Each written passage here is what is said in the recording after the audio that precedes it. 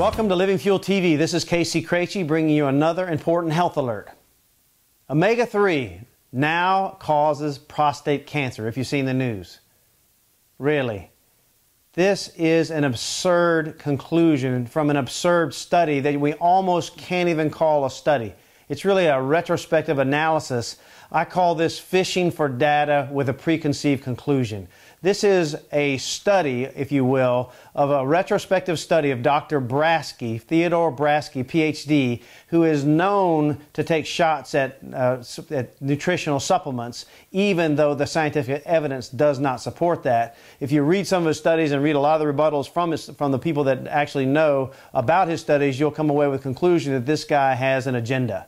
But the net of it is, the retrospective study on a study that was done for another purpose. The study was done to test vitamin E, synthetic vitamin E, and selenium on their effect on prostate cancer.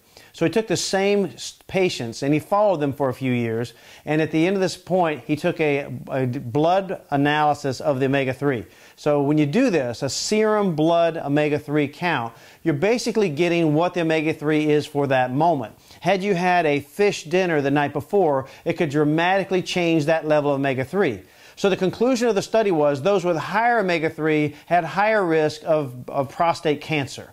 But the truth is, nobody in the study had high omega-3. They all were low omega-3 based on anybody's standards that knows what they're talking about. It would be about a third of what we would recommend that you would take on a daily basis as far as the blood levels are concerned. So when you consider, first of all, none of them had enough.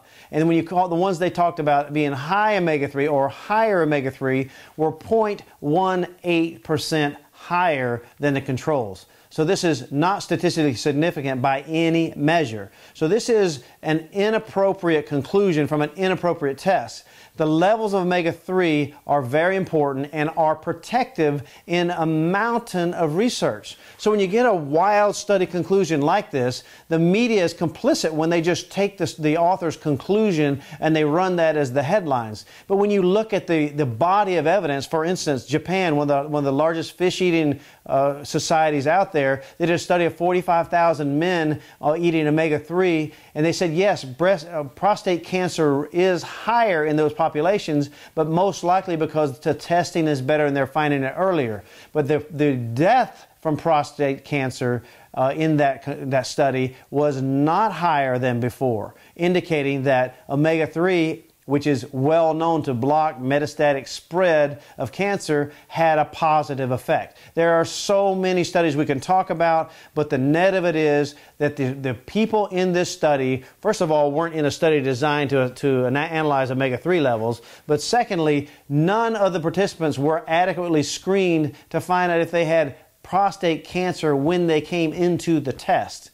There are so many things wrong with this test. We're going to post the rebuttals from very credible organizations like Alliance for Natural Health and Life Extension and so on, so that you can read the details of that. Continue to email us or check us on Facebook or Twitter if you have some questions, or our blogs.